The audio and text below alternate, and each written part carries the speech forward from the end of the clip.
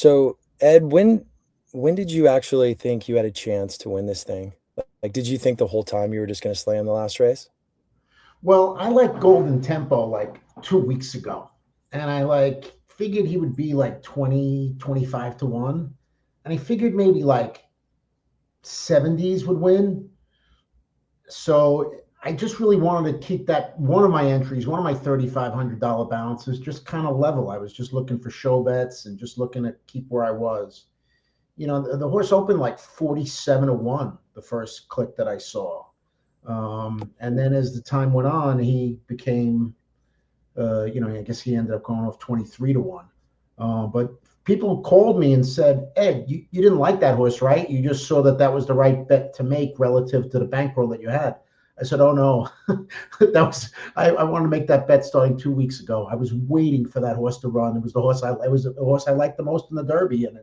We had spoken earlier before we came on about it. Just feels really good when a plan comes together, like everything that you had kind of mapped out of what you wanted to do. And then, of course, after the race came in, now the drama of, well, was it good enough, right? Because the totals in this year's tournament going in, the guy in second had 66, the guy in third had 48. These were pretty big totals. Maybe it was going to be 80, 90, and 90, 100, or, there could have been three or four guys that had more than 73. And what happened after they hit the wire was Twin Spires took a long time to make it official. So the entry that I was in that won was in 78th place. And when you clicked on it, it said $3,054. But then when you actually looked at it, it said $3,054 to win on the 19 in the last race. And I had a balance of 73,600 and some odd bucks. So what I actually did, Christian, is I started with the first guy and looked at everyone's bets. The 77 people in front of me, they went over 77. Not one of them won, which has to be some incredible anomaly that could occur. So at that point, I realized, well, maybe someone behind me has the exacta cold and passes me, but I'm a very likely winner, and if not, I'm second. So my wife says to me, what does that mean? How much is the difference in money? I go, oh, $60,000. So she goes, well, that's a lot of money. I'm like, well, this is the life of a contest player. I played it right. Maybe I get lucky and win the whole thing, but I'm probably second at this point. And then after the delay, they put me up first, and it was very gratifying. I love that you did that. I mean, I would have done the same thing. I would have clicked on every single person to see, like, I don't, who wants to wait like hours to like figure out? Yeah, I know. And I was just like, I just couldn't believe it. Like, I thought maybe I was doing something wrong, I think there were a few people. Someone sent me a thing that said in the whole tournament, there was $3,250 to win on Golden Tempo, and I bet 3,054. Like, of all the players, there was only like another $190 bet on that horse. I don't understand why. He was only 23 to 1, right? So you would think there should have been more money bet on him than that, but it's a weird situation. It's like I don't usually talk publicly either about who I'm going to be betting or who I'm thinking about in the races, but it was chaos to me. Like, that Derby was one of the hardest derbies I've seen in a long time, and I think validated by the low figures and the low times and the slow times and the third place horse. That blows my mind that you were the only person who literally put real money, if any money, on that horse. And it's like, what do you say to other horse players that didn't do that? Like, what do you like? Do you like what? Yeah. I don't know. I don't even know where to begin. Like, I wouldn't say he was some kind of like, I'm smarter than everybody that I figured out Golden Tempo thing. I don't think that. I just thought that I thought there were a lot of factors in his favor. I thought that. So what I did, Christian, I vowed this year before the NHC that I hadn't done well in the 2025 NHC, and I didn't just after it was over. I just didn't think I was prepared as prepared as I should have been for the tournament. So this year I vowed to watch more races and be even more prepared. And two of the tracks that I targeted were Fairgrounds and Turfway Park. I tried to watch almost every race from those two tracks over the winter. Then, of course, I went to the NHC, bet about 10 Fairgrounds races, and went 0 for 10. So I got absolutely nothing out of all the hard work that I did studying the fairgrounds over the winter. But my feeling about the fairgrounds over the winter was that it was very speed favoring on the dirt. Despite its long stretch, it was hard to win coming from behind. And Golden Temple was in a couple of races that it wasn't easy, the spots that he was in. And the one race, the last race, the Louisiana Derby, he was very far back. He made up a ton of ground. That pace was a little hotter, but that was the first race he really got a legitimate pace to run at. And he made up a lot of lengths. And then the other thing that I took away from the fairgrounds this winter was I was enamored with the riding of Jose Ortiz. I just thought that I know Irad and Pratt are considered to be the best jockeys, but I tell you, racing and race out, this guy broke sharply, put his horses in position. When he didn't break well, he went right to the rail and saved ground. And he won on the front. He won from behind. So I thought there was just a lot of things going in that horse's favor that, maybe speed figure wise, he was a little slower than everybody else, but I just was expecting a big performance out of him that day. And, it's obviously very gratifying when it goes your way,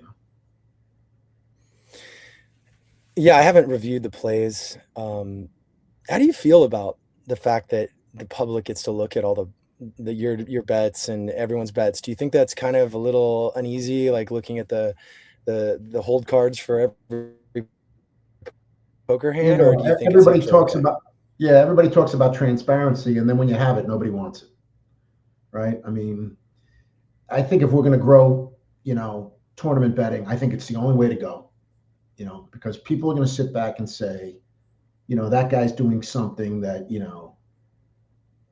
is unfair, and now that you can see all the bets that you make, you can know that that's not true. And I think that's important because horse racing most certainly suffers from the fact that people think something's going on, behind the scenes, behind closed doors that puts them at a disadvantage. And I think the tournaments really need to be on top of that, saying, nope, you want to see what Christian Helmer's bet or what Ed Deicke bet or any of these guys, whatever they bet in this tournament, it's right here. It's public information. I think it's really good. And Christian, listen, I don't really think that it gives anybody an edge trying to play against me. I mean, you want to try to play the same way I play? Okay, then play the same way I play. But probably 6 months from now, I'll have a different style than the one I have today anyway. So you're always going to be a step behind doing that. I think trying to look at looking at your bets and saying, I'm going to play this way because this guy plays that way. I don't think that's going to give you any success. I think you have to develop your own style, make tweaks, see what works for you, what doesn't work for you, and develop as your own player, not try to copycat what someone else does. Yeah, I know it's a little weird because when you get good at this, everybody looks at everything you do. I've seen your name a bunch. I mean, I've seen your name a lot, and I've always wondered because we met like years ago, I think at NHC or whatever we were talking about. But yeah, it's a strange. It feels uncomfortable to some extent, but like you said, there's a value to showing the transparency. Obviously not prior to the bets. What's So what else have you won? Because I know I've seen your name all over the place. I think other people might not realize how good you are at this game. What are some other like scores you've had in general? I won one of the two big Keeneland contests. I don't know if I won the fall one or the September one, and I've had some good finishes in that too. Hmm. I won the Del Mar contest, the Yeah, that's $3,500 one. I won the Fountain of Youth contest. I don't know. I feel like I had and at the Breeders' Cup, I think I've cashed maybe ninth or eighth a couple of times. I've had I'm going to say $500,000 or $600,000 scores or $90,000 scores, something like that. nice. Nice. Yeah. So, but this is the biggest cash, I ever had. And it's funny too, because I kind of feel that I played it exactly the way I wanted to, and it went the way I wanted to. But I feel like I caught a little luck too. And you know what? There's nothing wrong with that. I mean, I think the Del Mar tournament that I won, what is that tournament, like 3,500? I I think think I it's just, it could be 4 grand. Could be, yeah, it could be it's right around there. yeah, I think I 5 times it or something like that. I turned like 3,000 into 18. It shouldn't have been enough to beat like a field of all those people. And it was just a bad day. Nobody had a good day, and I won with like a very mediocre total. I do. And I I'm do not remember sure. that. Maybe 73 isn't a mediocre total, but I'll tell you, if you ask me to bet next year, I bet you the totals get higher to win this tournament. There's going to be more people in it because if they keep doing it the way they're doing it, where 40% of the money goes to the first place person, if they get 275, 280 next year, now this thing's going to be 160, 170. It's going to be even hard. It's going to be more people gunning, harder to win. But on the other hand, I guess the Breeders' Cup is pretty much a 20 bagger too, right? You get 7,500, usually about 150 to 170 wins that. So maybe 20 times the amount you have in your bankroll is the number. I don't know. We'll see how it plays out.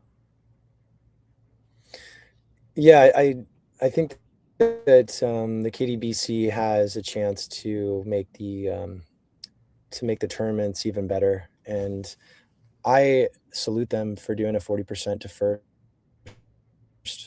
I think that's what's needed. I think we need to have incentives to encourage players to go bigger, and that's to me what great play is. And I think it takes, most people don't even realize the patience it takes to like sit on your bankroll that whole day and just wait till that last race. So that's the discipline that has made me a good player, is to just stick to my strengths, not get sucked into stupid stuff, not just want a little action. Obviously we have minimums, but I definitely looked at that horse and he was right there, third, fourth. I didn't like anybody under 20-1, but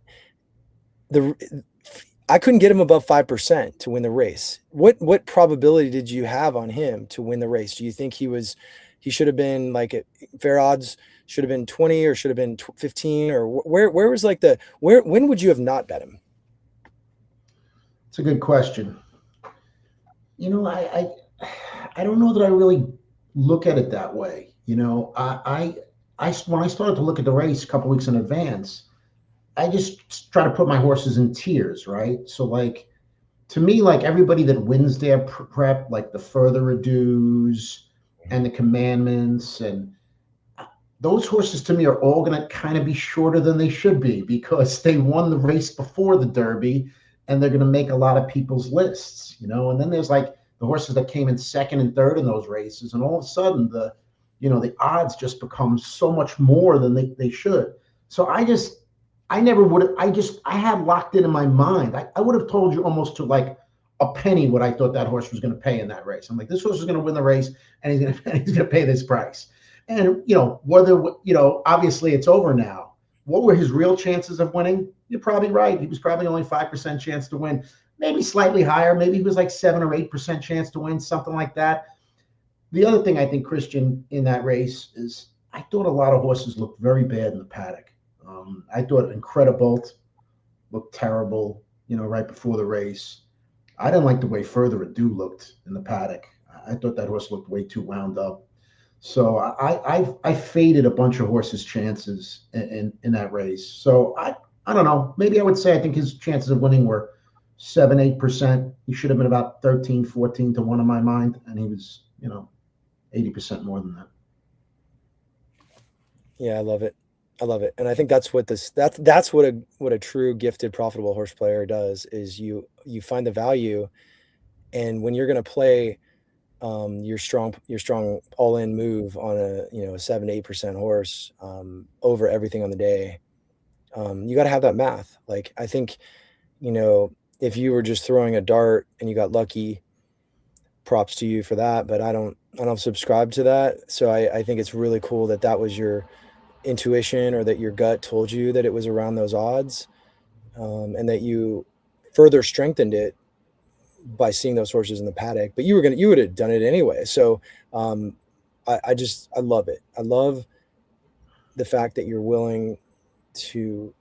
And now in this case, in the other entry, did you end up betting? Didn't you bet another horse to win in the Derby as well in the other ticket, or how did you end up? So this is what happened. We have 3,500 in each entry. I wanted to bet emerging market with my other entry, and I envisioned that he was going to be about 9-1, and that I needed to turn 3,500 into 7,000. So I turned 3,500 into about 62.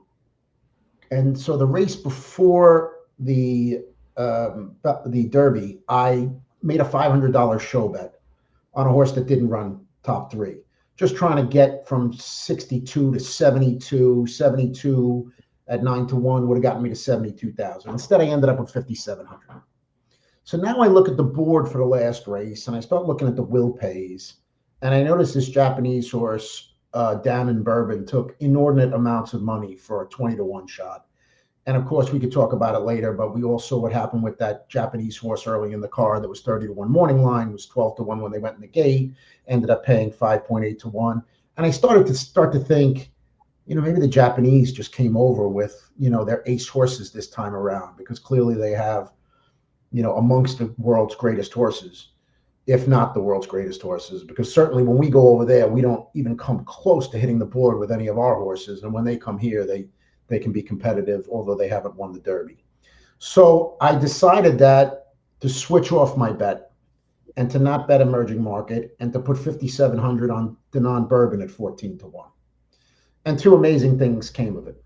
One was that everyone who called me after the race said, were you jumping up and down yelling when Jose Ortiz got up on the outside with Golden Tempo? I said, no, I was looking at Denon Bourbon the whole stretch. He opened up a 3-length lead at the 8 ball. I was cheering for him. I wasn't even rooting. I didn't even see Golden Tempo. When I finally let out a cheer for Gold, I was ashamed that I was rooting for Golden Tempo because I had been screaming the whole length of the stretch for Denon Bourbon, who collapsed, fell apart late and got nailed. So, that was pretty funny. And then I got told by people who did what I did, read all the things of who bet what, that one guy had 8,500 on Denon Bourbon, and another guy had a double with Denon Bourbon that was paying $96,000. So had Denon Bourbon won, I would have hit for 82, 83,000 and would have come in third rather than first. So I was actually rooting for the wrong horse of the two horses that I had. So that's why we were talking earlier about tournaments all day. It's crazy stuff like this that makes these tournaments so exciting. Counterintuitive, right? If someone came to you and said, Ed, stop rooting for that one that's going to pay 82,000, root for this one that's going to pay 73, it's better for you. You'd be like, what are you talking about? You're making no sense, right? But that was exactly what was happening in the moment. So it just comes out to be unbelievably interesting. Yeah, the divine. It's like, when you think you don't know. When you're rooting for a horse, it, like you said, it could be the odds can drop in a situation, and all of a sudden, you're not going to win. But that's horse racing. It's not the easiest game to follow. Like when you watch races, it's like so hard to see. That's why it's better to watch it on TV. It's not a good on track experience to follow a weird number that's, especially in a 20 horse field. But that's interesting that you had a cover, or was Denon Bourbon your plan the whole way, or I mean, sorry, not emerging market, your plan the whole way? Yeah, I was going to make two bets. I was going to bet and then you shifted. Yeah, I was going to bet emerging market, and I was going to bet Golden Temple. I mean, I wanted to bet Gold. That was the horse I liked the best, but I just wanted to find okay, this is my 23 to, this is my 25-1 shot. What's my 9 or 10-1 shot? What's my middle horse? And I was pretty firm on throwing out the 5 to 6-1 shots. It kind of left me with, Chief Wallaby. It left me with emerging market, but just with the bankroll that I had, that wasn't going to get me home. Yeah. And I didn't necessarily I didn't really like Chief Wallaby at all, although I was wrong about him. He ran a great race. And is very dangerous, I think, going forward. We'll see how that plays out. But the Japanese horses, I just don't have any feel for, how good they are. I watched their replays, but if you have no idea about the competition, I think it's hard to know exactly where you are. And honestly, in Denon Bourbon's defense, I didn't think he got the greatest of rides. I think he moved a little too soon, for the Derby. But Again, I don't know the jockey. I mean, the guy could be 19 years old, or he could have been a 20-year vet. I don't know, but I just it was a good pot odds bet, and I don't know. I just at the end I kind of just lost my feeling for emerging market. I said, you know what, emerging market's not going to hold off Golden Tempo anyway. I just felt like it's really funny, Christian. I send out a text in the morning to a group of friends of mine who kind of bet along with me on some friends that went to Floral Park Memorial High School, Christian. It overlooks the racetrack at Belmont Park. So all these guys grew up being in math class, staring out the window, watching horses run around. They're all horse players. And I send out a text on the morning of the Oaks and on the morning of the Derby, and I tell people who I like. And I said that I liked emerging market, but I just thought he was going to be one of those horses that was going to like take the lead turn for home, and he was going to be really susceptible to a horse like Golden Tempo, who was going to be moving last. So I said, it just made me change my mind. I mean, I really just said, you know what, let me just make sure that I'm not betting against some Japanese superstar that's just going to kill this field. And if, and I'm sitting here, with emerging market, where I think Golden Tempos was going to run that horse down anyway. Yeah, no, it's flawless strategy. You had a goal to win, which I respect, which I think a lot of people respect, and you stuck to it. You didn't, get suckered into emerging market. If emerging market was 12-1, who knows if you would have pulled that trigger. Yeah. But that's would you have bet him if he was 12? I don't know. I was just kind of losing my feeling as the day went on. I was just like, I don't know. I just felt like whoever moved last in the Derby was going to win that Derby. I just felt that way. People were trying to tell me there wasn't that much pace, and I was looking at it and I was like, really? Like, where's Mike Smith going to be here? He's going to be 1, 2, 3. Where's Denon Bourbon? Where are all these horses going to be? And I just, around the first turn, I was like, yeah, there's like 10 horses within 2 lengths of the lead. And I was like, I think these horses are all compromised by that, But the way Denon Bourbon sat, when he turned for home, I thought he might just open up and go away. But the Derby is a weird race. You get all these prep races where there are 7, 8 horses in the race or 10 horses in the race. You got 2 or 3 speed horses, 2 or 3 that sit off, and 3 or 4 that come from behind. But in the Derby, if you get 18, 19 horses, there's always 6 or 7 or 8 speed horses. I remember there were horses when we were younger, there were horses that would win the Derby on the lead, but it just seems to me harder and harder to get that done, that they just go 22, 46. And by the time they come to the top of the stretch, you're much better off with a horse that was in 17th or 18th earlier in the race than a horse that was 1st or 2nd. Yeah, the Derby's it's a mind F. Like it is, yeah. Especially this year for me. Like for you, like how many hours did you look at that race? I mean, to say how many hours I looked at the race is incredible. It's like I looked at the race for forever. And after it's over, you still, right? It's a head scratcher, Do you think the horse is going to be any good? I mean, look, his next race, if they run the Preakness, you don't want to be dead last at Pimlico at 8-5. Well, it's at Laurel. Oh, that's right. It's at Laurel. Good point. Does Laurel play to? I don't play Laurel that much. Does it play to speed like Pimlico does? No. No, you can win from out of it. Yeah. Still, I just think overall his next 2 races, if he runs in the Preakness and the Belmont's going to be at Saratoga. I mean, I would just say that if you took 2 turn races at Saratoga, if you took 1 run closers at 2-1 or less over a long period of time, I'd imagine you'd lose 50% of your money. Your ROI would be like $1 on $2 or something like that. So I would think in the Belmont he's a bet against. That's not a good style for Saratoga. I mean, let's see who won the Belmont 2 years ago was Dornock. He went wire to wire. Last year was Sovereignty. He came from Little Offit. but he just might have been just such a good horse it didn't matter. I don't know. He is a Curlin, so he should get better as he gets older. But I'm not overwhelmed that was a very fast time. What did they say the buyer was for this Derby?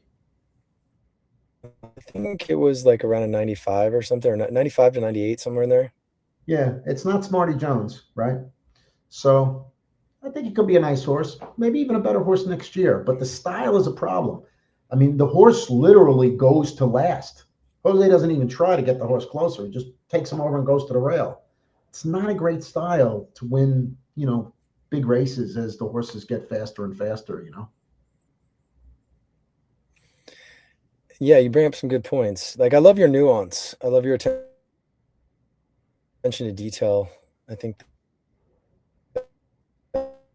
that's thinking about all the intricacies of every race is different and every context is different. And I think the odds are the gods. And if you look at them and you say, hey, like for me, I got sucked into higher priced odds in the Derby this year because I was getting 40s and 50s to 1 on the horses I liked. And that's the thing, is like, if you're gonna, I know my strengths and weaknesses, but I'm okay if I don't win every time. Like, I'm okay to be patient, but in the tournaments, a lot of it, like you said, is the decisions are made for you because the odds dictate what you're going to do. But let me ask you then, real quick, about tournaments in general. Pardon the delays here with the connection, but if you could wave a wand and change anything about tournaments, because I want this show to be designed to encourage players to share ideas too. Starting just with tournaments right now, obviously the takeout's lower if you do well. What do you want to see change? Like, if you could change things about the tournaments, what are 2 or 3 things that you would do if you were a tournament director to try to help grow the game?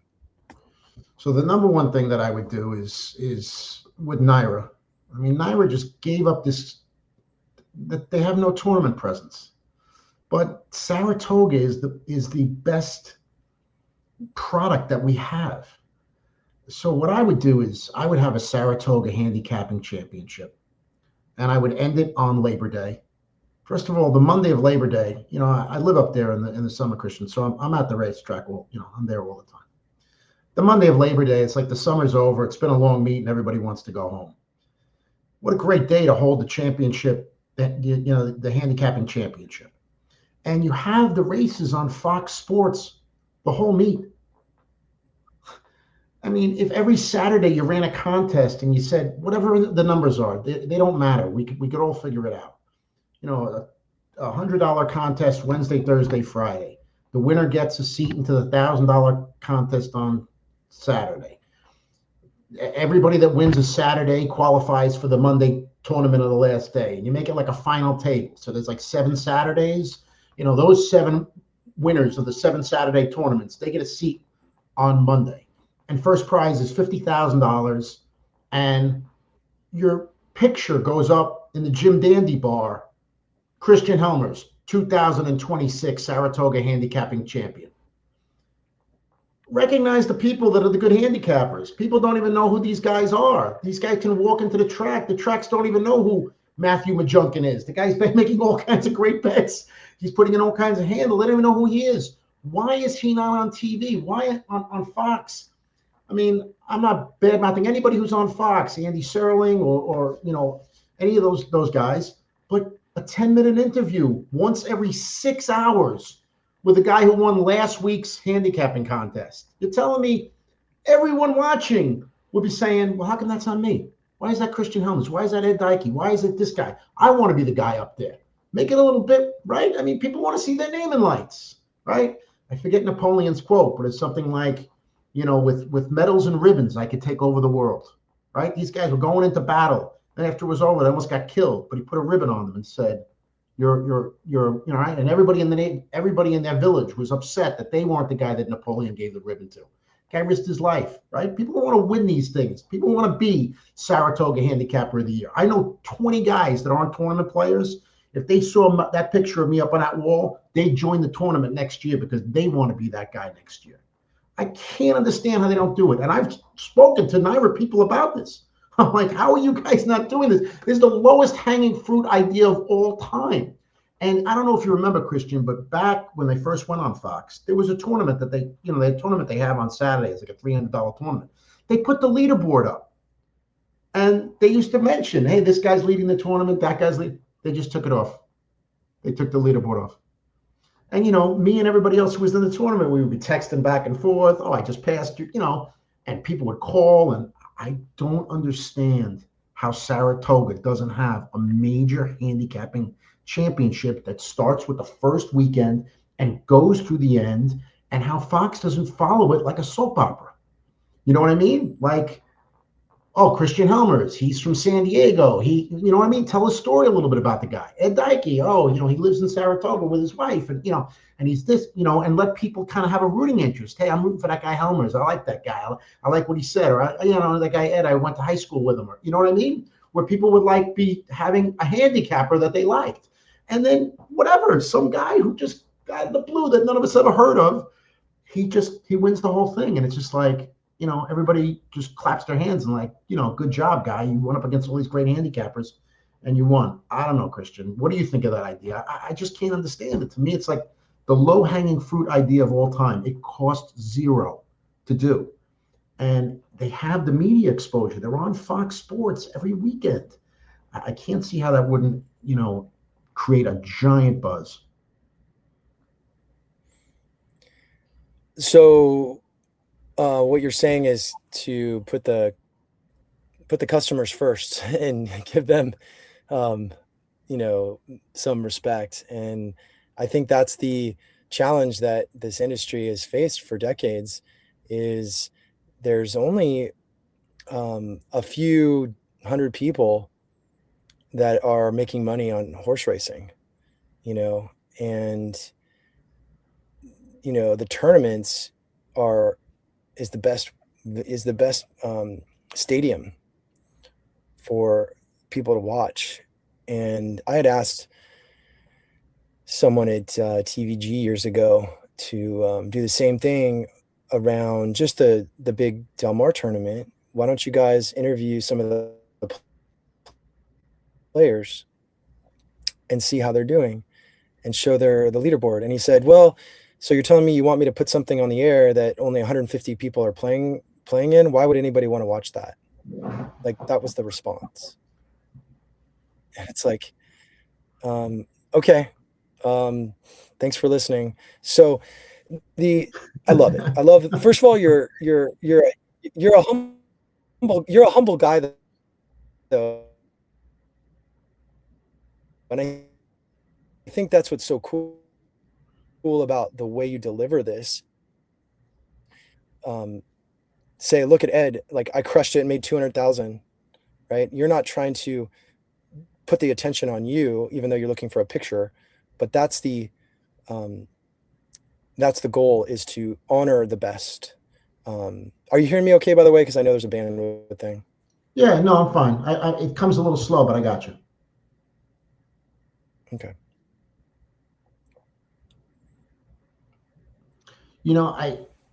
I think that after I won this tournament in the last 3 days, Christian, 50 or 60 tournament players reached out to me, and maybe another 100 people.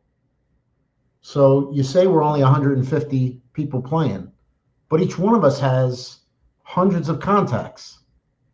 And then if you get another 150 people to play, and those people have hundreds of contacts, right? Now you got thousands of more people looking at this thing. And I said, I just can't understand it. To not look, we all are trying to say, what is it about horse racing where we can make it more marketable, to people that are that are doing other types of gambling.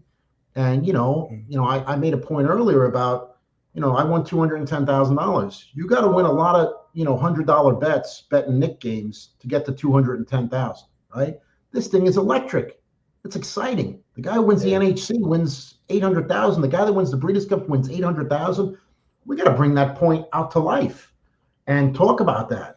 And the guys that win those tournaments, put them on TV and say, this guy won this amount of money. Let people see that there are people out there who are actually doing this, and it creates excitement. It creates buzz. And the NYRA thing, I just don't understand it. They walked away from the concession for no reason. Yeah, I agree with you, by the way. I don't want you to think I'm disagreeing with you. I 100%, million percent agree with everything you said, everything. I think that it's because the game is so difficult that arena of the few hundreds of players that are profitable or the thousands of players that are playing the tournaments, like, you wanna watch the best be the best and compete, and that's what is missing is there isn't a platform to have more, competitions, and I think, like, that's what a lot of us are doing in the media right now, and I think it's great that everyone's talking more about tournaments. I think, I wanna help this game. I want the horse players to have a voice. I want people to say what's on their minds, and I want people to give feedback that can actually bring in new customers, and I think you said it best. If you have, incentives, whether it's a picture on a wall in Saratoga, I've, I feel like there's not enough recognition for how hard we work at this, and I love it. Even if I don't get recognition, whatever. Even if I miss the Derby and I looked at the exacta, whatever.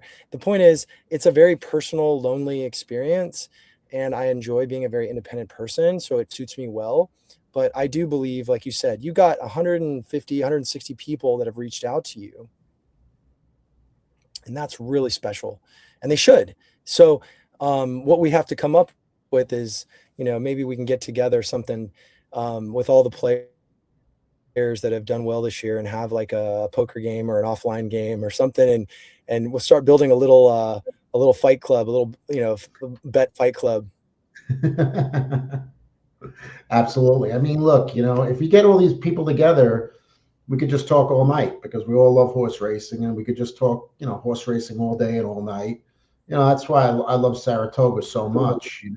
It's you get up in the morning, you go down to the barn, you go talk to friends. This guy owns a piece of this horse, that guy owns a piece of that horse, and you're out in the morning, and then you have a little breakfast, whatever it is. You go back, you take a shower, you get ready, you come out for the races. You sit in your seats, you watch a few races, and you go to the paddock bar, you meet this guy, that guy, the other friends over here. It's just great social interaction with all these, like-minded people who like to go out and have some fun. And, it's just a tremendous event. And, it's tough to promote,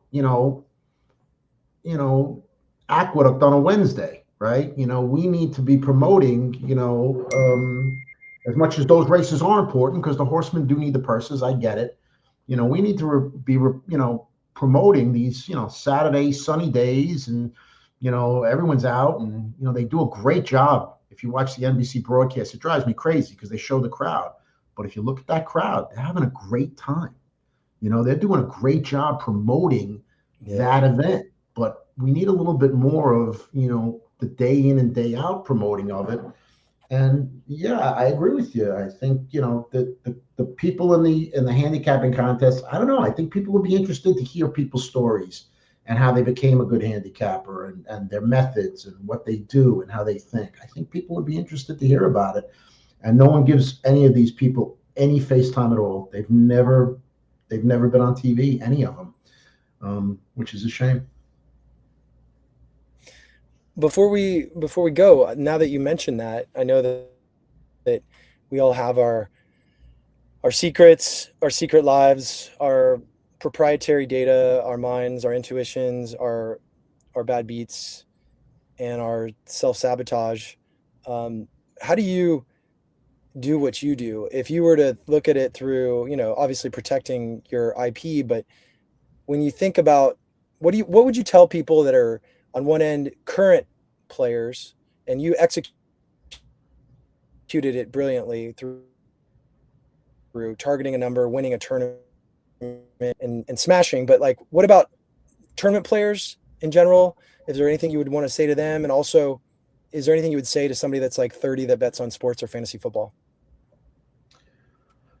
For tournament players, I'm a mentor on the NHC. They have some people who are rookie players call me up, and Yeah. they've given me like 5 or 6 people, and no one's ever spoken to me twice. They call me once, I never heard from any of them again. My basic advice to new players is always the same thing. Number one, read the rules of the contest. Number two, read the rules of the contest. And number three, read the rules of the contest. Because you even see good players, seasoned players, they don't make enough minimum bets. They don't qualify. They end up having a good total, but they don't get the money they should get because they didn't follow the rules. For more seasoned players, I think what you said earlier about, that it sounds easy to sit there all day, but it's a lot harder to actually do. I think, for tournament players, you have to have a lot of discipline and know that others do too. And, I try to think about, what is Christian Helmer's thinking now? What is Nissan Gabet thinking now? And, when you do that, you say, I really want to, when this contest is over, win, lose, or draw, I really want to say that I made the bets that I wanted to make. That I think is really important, not to get caught up in, oh, geez, this guy's up here on the leaderboard. I'm too far behind. I have, and your mind starts going all over the place, and really having that focus of saying, I have a strategy. I'm sticking to it. I'm not worried about it. Plenty of time. And to be able to sit there a while, I think you make a really good point that that's hard to do. And, for the 30-year-old kids out there, I'm a huge sports fan, Christian. I played hockey. I played every sport except soccer when I was a kid. When I was 12 years old, I slept with my baseball glove. I mean, I love sports, but I'm sorry, just having a bet on a baseball game or a football game, to me, it doesn't compare to a horse race. Horse racing is just so much more exciting to me than sports betting.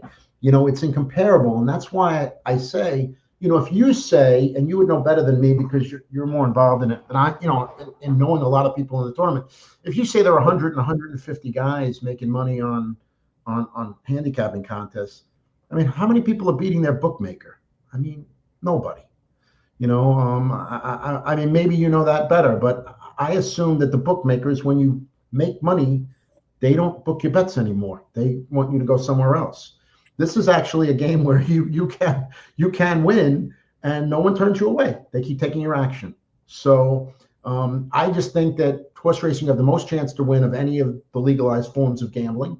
And I just find that it's just so unbelievably exciting. I mean, just imagine, had I actually been rooting for Golden Tempo, how exciting that would have been down the stretch, seeing the horse weaving to the outside, seeing him flying, I mean, how exciting that is for $210,000. Where are you going to get a thrill like that in sports betting? I mean, the only way you could have gotten is if you put up 210,000 to win the 210,000, right? You got to make big bets.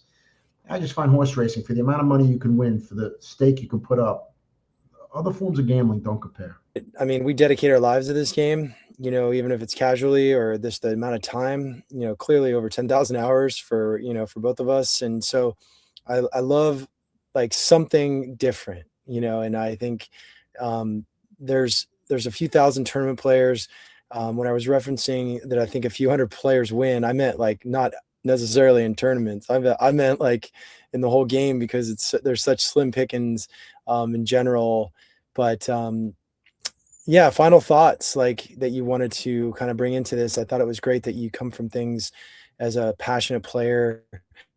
You're a very humble person. You're not trying to take it too far. And you did it with the best, like it couldn't have been done a better way in my eyes in the Derby, because if you're the only person that has that horse literally out of the top 70, I mean, that's what winning a tournament should be like.